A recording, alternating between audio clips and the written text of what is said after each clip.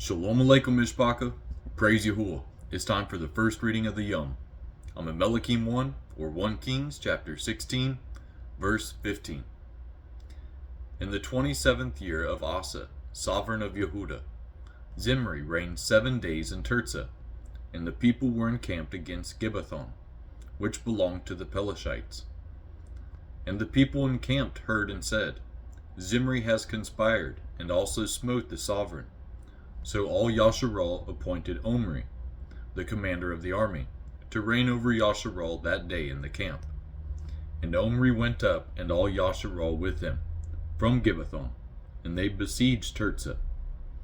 And it came to be, when Zimri saw that the city was captured, that he went into a high place of the sovereign's house, and burned the sovereign's house down upon himself with fire, and died, because of the sins which he had sinned in doing evil in the eyes of Yahuwah, and walking in the way of Jeroboam, and in his sin which he had committed to make Yasharal sin.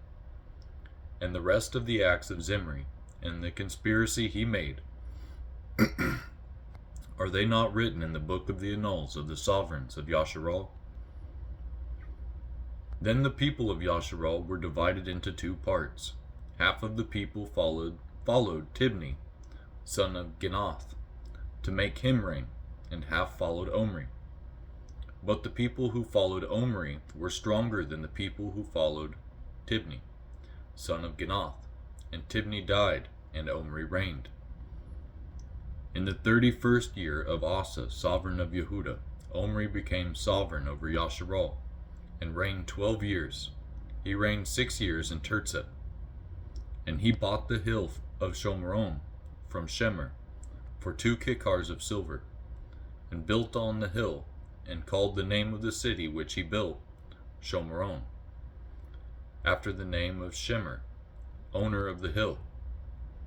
And Omri did evil in the eyes of Yahuwah, and did evil more than all those before him, and walked in all the ways of Jeroboam, son of Nebat, and in his sin by which he made Yasharal sin, provoking Yahuwah, Elohim of Yasharal, with their worthlessness.